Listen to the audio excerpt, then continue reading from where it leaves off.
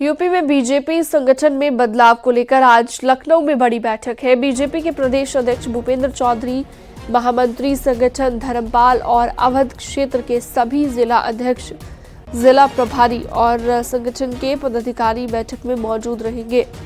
लखनऊ के विश्वेश्वरैया हॉल में ये बैठक बुलाई गई है। दोपहर 12 बजे से ये बैठक शुरू होगी।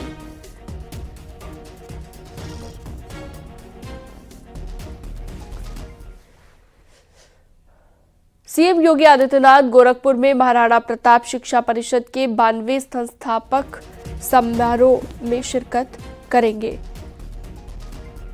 तो समापन समारोह ये रहेगा और मुख्य अतिथि के रूप में नोबेल पुरस्कार विजेता कैलाश सत्यार्थी होंगे।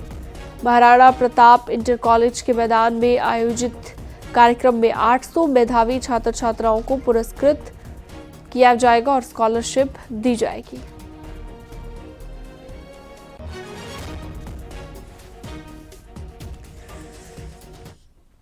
ज्ञानवापी विवाद को लेकर आज हाईकोर्ट में सुनवाई होगी। वजूखाने के सर्वे को लेकर मांग की गई है और इसी को लेकर सुनवाई होनी है। इलाहाबाद हाईकोर्ट में दोपहर 2 बजे सुनवाई होगी। वजूखाने का एएसआई से सर्वे कराने की मांग की गई है। मुस्लिम पक्ष ने सर्वे का विरोध किया।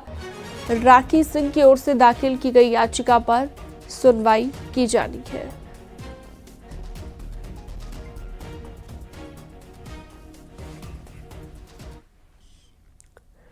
महाकुंभ मेले में पुलिस, पीएसी, पैरामिलिट्री और होमगार्ड को मिलाकर 40,000 से ज्यादा जवानों की तैनाती की गई है। महाकुंभ में दूसरे जिलों से आए जवानों को मेला पुलिस लाइन में ट्रेनिंग दी जा रही है। इंडोर ट्रेनिंग में जहां उन्हें उनकी ड्यूटी के बारे में जानकारी दी जा रही है, वहीं आउटडोर ट्रेनिंग के जरिए पुलिसकर्मियों को महाकुंभ में भौगोलिक स्थितियों से रूबरू कराया जा रहा है। इसी कड़ी में महाकुंभ मेले में आई पुलिस फोर्स का फ्लैग मार्च निकाला गया। एसएसपी महाकुंभ राजेश द्विवेदी के नेतृत्व में ये फ्लैग मार्च परेड थाने से लेकर महावीर थाने तक निकाला गया है। पुलिस फोर्स आपको दिख रहा है, ये हमारा द्वितीय चरण का पुलिस फोर्स का आगमन जो हुआ है, वो सब खड़े हैं यहाँ पर। अभी भी एक शिफ्ट की ट्रेनिंग चल रही है। ट्रेनिंग 2 भाग में होती है, एक इंडोर एक आउटडोर। इन लोगों ने प्रातः काल में और आफ्टरनून में अपनी इंडोर ट्रेनिंग वाली है। इनको अब भ्रमण कराया गया है। श्रद्धालुओं का मूवमेंट मार्ग है, जहाँ से वो जाते हैं और स्नान करके जहाँ से लौटते हैं। वास्तविक रूप से वो सड़क कौन सी है, किधर से जाना होता है, किधर से आना होता है, कैसे वो नॉन कोइंसाइडिंग होते हैं, ये सब चीज़ें इनको भ्रमण करके दिखाया गया है। संसद में सोरोस के नाम पर जबरदस्त हंगामा किया गया है। बीजेपी ने कांग्रेस पर गंभीर आरोप लगाए हैं। सोनिया गांधी और राहुल गांधी पर देशद्रोह का आरोप लगाते हुए बीजेपी ने अमेरिकी कारोबारी जॉर्ज सोरोस से उनके रिश्तों को लेकर कई सवाल दागे हैं। जॉर्ज सोरोस पर भारत के खिलाफ एजेंडा चलाने का आरोप है। बीजेपी का कहना है कि Sonia Gandhi forum of democratic leaders in Asia Pacific foundation यानी कि FDL-AP की सह अध्यक्ष है और इस संस्था को जॉर्ज सोरोस चंदा देता है। वही संस्था है ये जो भारत के टुकड़े टुकड़े कर कश्मीर को अलग राष्ट्र के तौर पर मान्यता देने की वकालत करता है। देखिए, के किसी सदस्य का नाम नहीं लिया गया है। यदि माननीय नेता प्रतिपक्ष ने बोला है तो इसका अर्थ होता है कि उन्होंने स्वतः स्वीकार किया है। संसद में सोनिया गांधी और राहुल गांधी पर बीजेपी के गंभीर आरोपों के बाद जबरदस्त हंगामा हुआ। जा रहे सोनिया गांधी जी का अखबारों में आ रहा है, फ्रेंच अखबार में आ रहा है। बीजेपी ने सोनिया गांधी पर देशद्रोह का आरोप लगाते हुए कहा कि कांग्रेस की पूर्व अध्यक्ष सोनिया गांधी के संबंध कट्टर भारत विरोधी अमेरिकी कारोबारी जॉर्ज सोरोस के साथ है। आपको बताते हैं कौन है जॉर्ज सोरोस, जिन पर भारत के खिलाफ एजेंडा चलाने का आरोप है। हंगरी मूल का अमेरिकी कारोबारी, दुनिया के सबसे अमीर लोगों में एक, नेटवर्थ 56,754 करोड़ रुपए, पीएम मोदी डोनाल्ड ट्रंप का धुर विरोधी, भारत के खिलाफ एजेंडा चलाने का आरोप।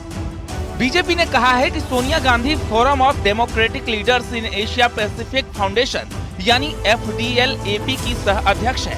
इस संस्था को जॉर्ज सोरोस चंदा देता है। FDL-AP वही संस्था है जो भारत के टुकड़े टुकड़े करके कश्मीर को अलग राष्ट्र के तौर पर मान्यता देने की वकालत करता है। कांग्रेस पार्टी के भी कोई भी नेता क्यों ना हो, अगर भारत के खिलाफ लड़ते हैं, ऐसा ताकतों के साथ पाए जाते हैं, लिंक होते हैं, तो उस पर एकजुट होकर के आवाज उठाना चाहिए। सम्मानजनक ढंग से आपसे अनुरोध करना चाहता हूं कि आपसे ये उम्मीद नहीं थी, आप पक्षपात कर रहे हैं। इससे पहले बीजेपी कांग्रेस सांसद और एलओपी राहुल गांधी को देशद्रोही बता चुकी है और बीजेपी को ये मौका एक फ्रांसीसी अखबार के दावे के आधार पर मिला था।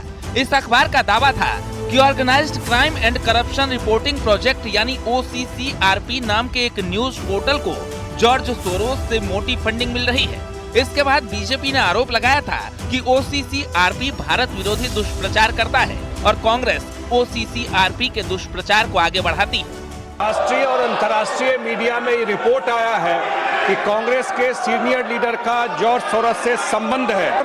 हाउस देखिए, यही बोल रहा हूँ मैं, जो मेंबर इस हाउस में प्रेजेंट नहीं है वो ऐसे उठाना ये गलत है। यदि माननीय नेता प्रतिपक्ष ने बोला है तो इसका अर्थ होता है कि उन्होंने स्वतः स्वीकार किया है कि जो सदन के अनुपस्थित सदस्य उनमें से कोई है। बीजेपी का सवाल ये भी है कि राहुल गांधी की भारत जोड़ो यात्रा का खर्च भारत विरोधी कारोबारी जॉर्ज सोरोस ने दिया या नहीं, और जॉर्ज सोरोस जिन 1000 भारतीय बच्चों को विदेश में पढ़ाने का खर्च देता है उसमें से कांग्रेस नेताओं के कितने बच्चे हैं। ऐसे ही गंभीर आरोपों के साथ बीजेपी ने संसद में जॉर्ज सोरोस के साथ कांग्रेस के संबंधों पर चर्चा की मांग की, जिसके बाद संसद में जबरदस्त हंगामा शुरू हो गया। ये सरोज के साथ मिलकर के सरोज की भाषा यहाँ राहुल गांधी बोलते और राहुल गांधी की भाषा वहाँ सरोज बोलता, और वो फंडिंग करता, जो भारत विरोधी होता उसको फंडिंग करता। बेहुदा आरोप लगा है, आधारहीन आरोप लगा है। अमेरिकी कारोबारी जॉर्ज सोरोस के साथ रिश्तों को लेकर कांग्रेस बुरी तरह फंस गई है। जॉर्ज सोरोस भारत में अलगाववाद को बढ़ावा देने के लिए कुख्यात है।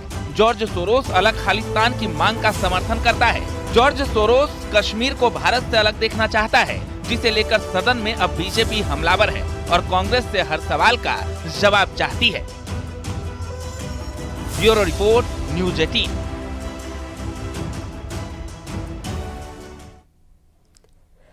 दिसंबर का लगभग आधा महीना बीतने को है, लेकिन अलीगढ़ में अब तक रैन बसेरे की कोई व्यवस्था नहीं की गई है। अब तो ठंड भी बढ़ गई है, लेकिन बेसहारा लोग खुले आसमान के नीचे सोने को मजबूर हैं। नगर निगम और जिला प्रशासन की तरफ से अभी तक कोई व्यवस्था यहां पर नहीं की गई है। पर अलीगढ़ के घंटा घर पर मौजूद हूँ। रात के करीब 10:30 पौने 11 बज रहे हैं और टेम्परेचर है 7 डिग्री। रेन बसेरों की बात की जाए तो अलीगढ़ में व्यवस्था पूरी तरीके से नाकाम नजर आ रही है।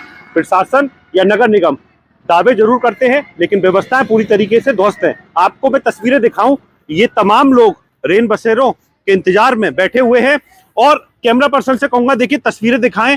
ये तमाम लोग यहाँ पर लेटे हुए हैं और ये सिर्फ इस इंतजार में है कि यहाँ पर इनको एक छत मिल जाए। कल यहाँ पर काफी देर बारिश हुई थी और वो बारिश 12 बजे करीब हुई थी और आधे घंटे बारिश हुई।